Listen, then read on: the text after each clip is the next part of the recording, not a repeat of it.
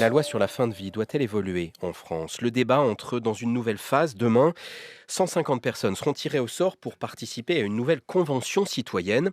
Ils rendront leurs conclusions au printemps. On verra ce qu'en fera le président de la République. Parallèlement, les parlementaires travaillent sur le sujet. Le débat a été lancé au mois de septembre par un avis du comité d'éthique. Il est possible, dit le comité d'éthique, de légaliser une aide active à mourir, mais à de strictes conditions, notamment celle de développer les soins palliatifs. Alors nous essaierons de vous faire entendre tous les points de vue au fil de nos reportages et interviews dans ce 13-14, au fil de ce débat aussi. Aujourd'hui, notre invitée jusqu'à 13h45 est la présidente de la Société française d'accompagnement et de soins palliatifs, hostile à une évolution de la loi. Bonjour Claire Fourcade. Bonjour. 01 45 24 7000 pour les questions d'auditeurs et vos témoignages à vous qui nous écoutez. Si vous voulez parler des soins palliatifs, vous êtes les bienvenus également. Soins palliatifs, commençons par là, Claire Fourcade. Qu'appelle-t-on soins palliatifs? Que fait-on pour les malades dans les services de soins palliatifs? Un service de soins palliatifs, enfin en tout cas une équipe de soins palliatifs, c'est une équipe qui aide à vivre en situation d'incertitude. Pas seulement en fin de vie, comme on l'imagine trop souvent, Oui, mais la maladie grave qui confronte à la question de la mort, même parfois quand elle va guérir ou quand elle va durer longtemps, oui. elle confronte les patients à cette situation d'incertitude qui est très difficile. Et être accompagné pour vivre cette situation d'incertitude, c'est le travail des équipes de soins palliatifs tout au long de la maladie, parfois dès le diagnostic. L'idée étant à la fois, c'est toujours un accompagnement pluridisciplinaire qui Alors va voilà, permettre à la fois d'accompagner des douleurs physiques éventuelles, tous les symptômes que la maladie peut provoquer, mais aussi un accompagnement psychologique, un accompagnement social. La maladie a un impact sur la vie sociale et familiale. Et donc, c'est accompagner toutes ces dimensions de la souffrance liée à la maladie. 26 départements sans unité de soins palliatifs en France. Il faut, même s'ils ont été développés ces 20 dernières années, même si le nombre de lits a beaucoup augmenté, il faut encore les augmenter. Actuellement, on considère que c'est 2 tiers des patients qui auraient besoin d'être accompagnés par une équipe de soins palliatifs qui n'y ont pas accès. 2 tiers. Hmm. Donc, c'est énorme. 26 départements qui n'ont pas de service de soins palliatifs. Un service de soins palliatifs, c'est les lieux qui accueillent les patients dans les situations les plus complexes. D'autres patients vont être à domicile ou vont être accompagnés par leur médecin généraliste, leur infirmière libérale. Mais certains patients ont besoin d'une équipe ultra spécialisée parce que leur situation est difficile. Ça veut dire que dans 26 départements, soit des patients ne sont pas accompagnés comme ils le devraient, soit ils sont obligés de partir loin de chez eux et de leurs proches, ce qui est toujours difficile. Oui. Et donc, on voit que pour nous, c'est vraiment là qu'est la priorité pour les mois qui viennent et pour la réflexion qui s'ouvre. J'ai perdu mon fils d'un cancer foudroyant, nous dit Francine, mais j'étais contente du fait qu'il ait pu être pris en charge en soins palliatifs. Il a été bien suivi, il était apaisé là-bas. Si les soins palliatifs sont bien faits, il n'y a pas besoin d'euthanasie. Ça nous mènera aux questions qui viennent dans quelques minutes. Restons sur ces soins palliatifs. Il y a aussi des établissements de santé, vous le disiez, dotés de lits, des équipes mobiles de soins palliatifs.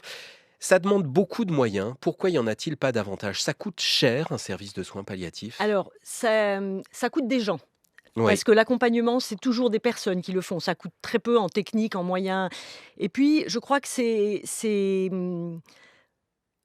aussi ce que la société a envie de dire à toutes ces personnes fragiles et qui sont en situation de difficulté, les patients et leurs proches. On va prendre soin de vous quoi qu'il en coûte. C'est pas des soins qui sont onéreux. On fait des soins techniques qui sont bien plus onéreux et Oui. souvent aussi de réfléchir à est-ce que c'est légitime de continuer ce traitement, cette chimiothérapie qui a tellement d'effets secondaires. Est-ce qu'elle est utile? Est-ce qu'elle est nécessaire? Est-ce que peut-être un accompagnement rendrait pas plus confortable? Et je crois que c'est pas la question financière qui est vraiment la raison. Je crois que c'est l'implication que notre société veut se donner, c'est ce choix qu'on veut faire d'accompagner ces personnes en situation de grande fragilité. On parlait de ces départements qui manquent de lits, qui manquent cruellement de lits. Est-ce qu'il y a une discrimination d'ordre social également dans l'accès aux soins palliatifs? Au fond, des gens plus fortunés dont la famille pourrait organiser ces soins palliatifs à domicile et d'autres qui seraient un peu plus seuls, alors entourés de ces professionnels-là, mais en tout cas un peu plus seuls. Alors, je travaille depuis 25 ans en soins palliatifs à Narbonne, dans l'Aude, qui est le département rural le plus pauvre de France. Oui. Et donc, avec cette confrontation à la fois à la question de la ruralité et de la grande enfin, d'une grande précarité, et on voit bien effectivement à quel point il y a des inégalités très importantes d'accès aux soins, d'accès aux équipes, et puis après de pouvoir être accompagné chez soi quand on en a les moyens. Bien sûr, on va être accompagné dans de meilleures conditions. Et je crois que notre travail et la réflexion collective, c'est aussi de se demander comment on peut réduire ces inégalités et comment on peut faire en sorte que chacun puisse être accompagné là où il le souhaite et là où il en a besoin. Vous souhaitez que les membres de la Convention citoyenne qui vont donc être tirés au sort demain visitent des centres de soins palliatifs. En quoi cela pourrait-il faire changer d'avis ceux qui pourraient être au départ favorables à l'euthanasie ou au suicide Alors, assisté? notre objectif est pas du tout de faire changer d'avis, de la même façon qu'on n'est pas hostile à l'évolution législative. C'est pas tellement ça, mais il nous semble que cette convention, le débat sur la fin de vie est souvent un débat qui reste assez théorique. On est pour, on est contre sur des positions très, Oui, justement, assez figées et parfois un peu binaires, qui correspondent pas du tout à la réalité de notre pratique. Notre pratique, moi je dis toujours, c'est pas blanc et noir, c'est 50 nuances de gris. C'est-à-dire qu'on est confronté à toute la complexité des relations humaines et des situations humaines. Et l'idée, c'est qu'en leur proposant cette immersion, ils puissent prendre conscience de ces nuances et de cette oui. complexité. Justement, le débat est pas du tout un débat simple et il me semble qu'il sera réussi si le réel participe vraiment au débat et si on n'est pas seulement dans un débat idéologique. Ce serait très dommage qu'on n'arrive pas à sortir de ce débat-là. Alors, vous dites: «Nous ne sommes pas hostiles à une évolution de la loi».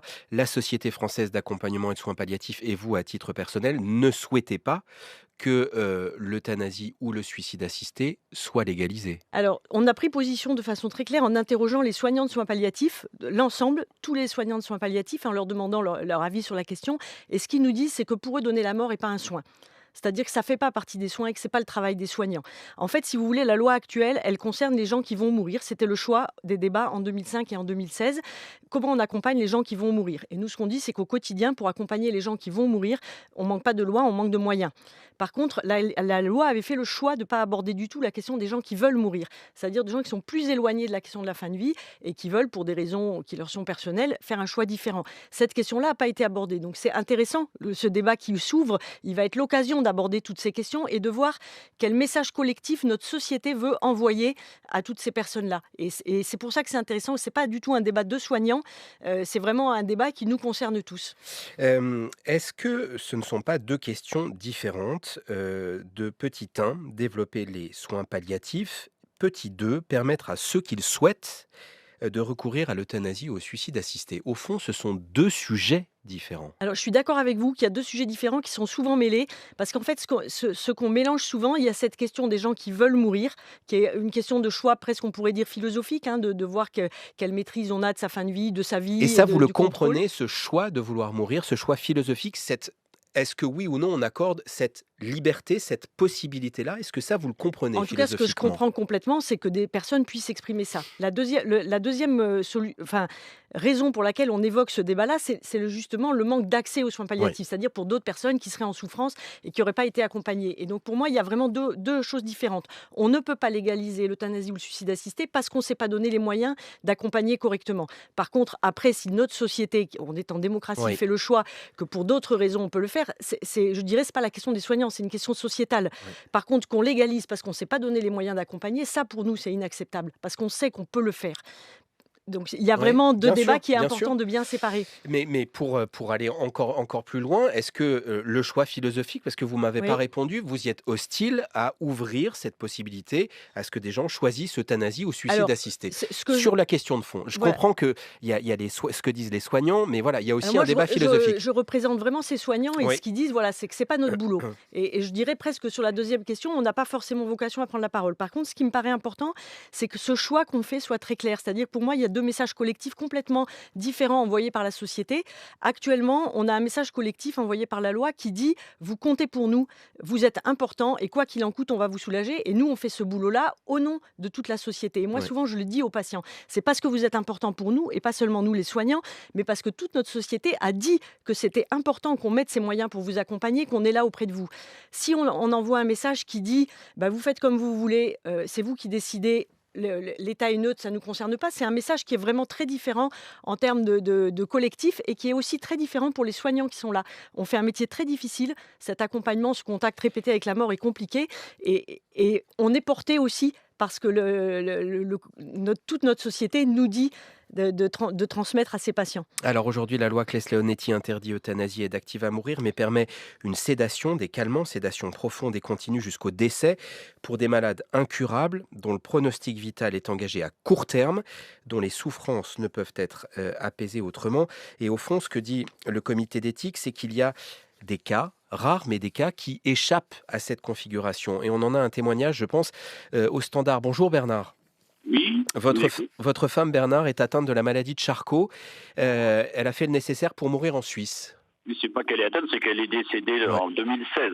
Oui. Oui, alors la maladie de Charcot, alors justement, cette loi Cremonesi d'accompagnement pour la maladie de Charcot, c'est complètement inadapté. De toute façon, c'est paralysie des muscles progressifs, des jambes, des bras, des mâchoires, de la respiration.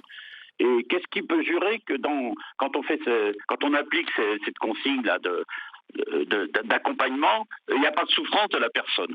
Bon, alors donc finalement, ma femme, elle a compris tout de suite qu'il n'y avait pas de solution, il n'y a pas de médicaments, donc elle m'a demandé, il faut que tu m'organises un truc ensuite. Alors, on est obligé d'aller en Suisse. Alors, est-ce que les Suisses sont plus intelligents que nous dans ce domaine, parce que ça fait longtemps qu'ils exercent ça et qu'il n'y a pas de problème?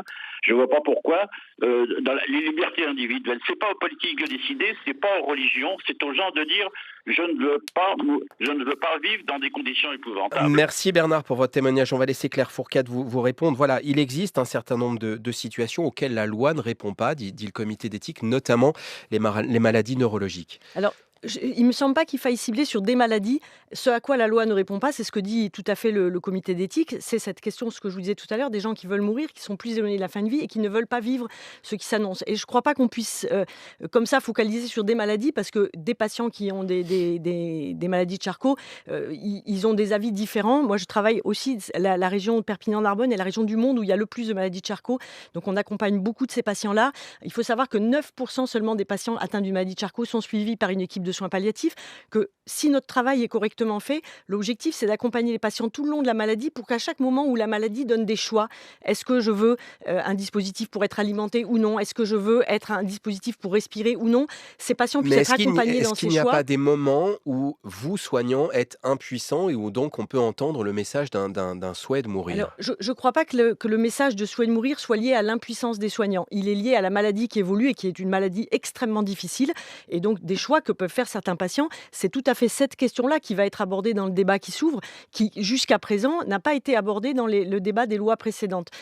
Là aussi, ce qui est important, c'est que ce qu'on constate avec les patients, c'est quand ils sont accompagnés correctement, qu'ils ne sont pas seuls face à des choix et qu'on peut leur dire, comme moi je peux dire à ce monsieur, qu'effectivement quand on met en place une sédation, c'est comme une anesthésie générale, on ne souffre pas, que comme quand vous êtes anesthésié dans un bloc opératoire, on ne souffre pas, et que en fonction de ce que souhaitent les patients, il est possible de les accompagner, s'ils le souhaitent. Julie au standard. Bonjour Julie. Oui, bonjour. Nous vous écoutons.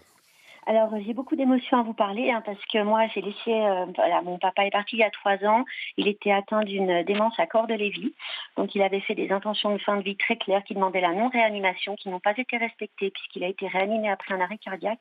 Et suite à ça, c'est 2 mois de descente aux enfers où j'ai vu mon père sangler à son lit d'hôpital avec des sanglants de cuir, souffrir le martyre. Et malgré tout ce qui avait été fait pour le sédater, il souffrait le martyre et arrachait ses sangles en permanence. Donc moi, ce que je voudrais dire, c'est que non, il a souffert jusqu'au bout. Il a perdu 40 kilos. Et un jour, mes frères et sœurs et moi avons demandé à son médecin d'arrêter la maltraitance, parce que jamais on laisserait un chien mourir comme ça. Il gémissait de douleur. Et le médecin m'a dit, vous devez écrire avec vos frères et sœurs une lettre comme quoi vous acceptez qu'on arrête la perfusion pour l'alimenter. Et il sera sédaté pour partir en dormant. C'est-à-dire qu'on a dû écrire noir sur blanc, nous, ces enfants, qu'on acceptait qu'ils meurent de faim et de soif. Je vous laisse imaginer la souffrance qui est associée à tout ça. Donc, je pense que je suis tout à fait d'accord avec vous. Il y a 2 débats différents. Mais madame, vous ne pouvez pas dire qu'il ne souffre pas. J'ai vu mon père souffrir le martyre. Et 3 ans après, la douleur, pour nous, ces enfants, elle est la même. Vous avez raison d'être en souffrance et raison d'être en colère. Quand je vous entends, ça me met très en colère, parce qu'à aucun moment dans ce que vous décrivez, la loi n'a été appliquée. Okay. La loi actuelle, on n'a pas respecté ses directives, on ne l'a pas soulagé quand il aurait dû l'être. Vous avez raison d'être en colère, mais la loi actuelle, heureusement, permet de faire mieux quand elle est connue et quand elle est correctement appliquée. Et nous allons rester sur cet échange et on aura largement le temps et les occasions de reparler de ce débat. Merci beaucoup. Merci beaucoup. Claire Fourcade d'être venue dans les studios de France Inter. 13h44.